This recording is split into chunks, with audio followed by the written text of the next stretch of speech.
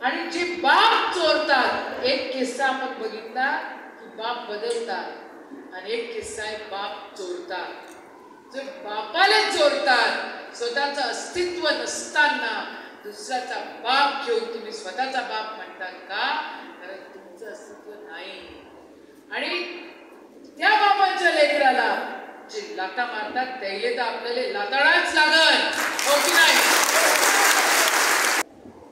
म्हणजे अजीब प्रकरण आपल्या अमरावतीत आहे ना, तिथं खंडणी बाज नालाय खराब होत आहे.